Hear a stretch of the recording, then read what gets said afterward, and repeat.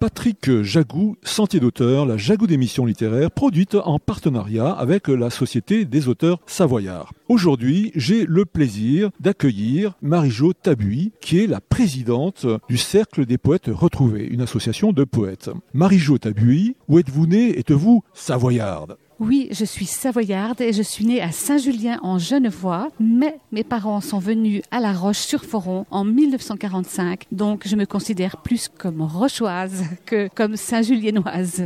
Marie-Jo Tabuy, vous écrivez, à part écrire, que faites-vous dans la vie? Eh bien maintenant, je suis à la retraite, mais j'ai travaillé pendant 31 ans dans une banque comme conseiller financier. Et arrivant à l'âge de la retraite, eh bien, j'ai lâché prise par rapport à tout ce qui est finance et je me suis remise à écrire, chose que je faisais depuis que j'étais toute petite, mais sans donner suite jamais, parce que c'est toujours pareil, lorsque l'on écrit, il faut avoir un lecteur et une oreille attentive, et ce n'était pas le cas. Donc j'avais abandonné et je suis partie sur d'autres chemins. Lorsque j'ai commencé à lâcher prise par rapport à toutes mes activités professionnelles, ce petit démon qui était au fond de moi a ressurgi et progressivement je me suis remise à la poésie sous une forme classique dans un premier temps et puis les choses évoluent. Je passe progressivement à la prose, à la poésie libre. J'essaye de toucher tous les genres de poésie et puis voilà, l'inspiration vient comme elle vient. Tous les sujets sont bons pour poser des mots sur des pages.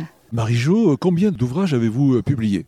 Écoutez, là, je crois que je suis au 5 ou 6e, je ne sais plus exactement.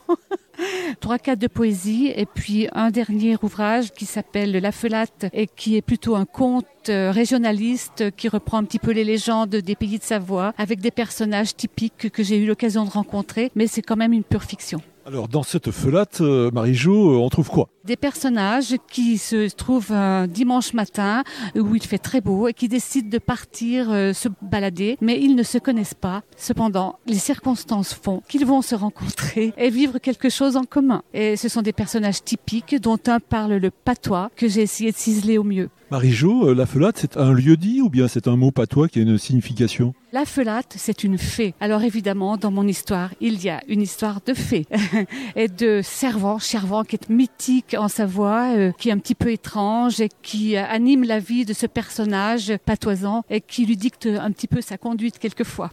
Nous parlions aujourd'hui de l'ouvrage de Marie-Jo Tabuy intitulé La Felatte, publié aux éditions Scripta à Joinville.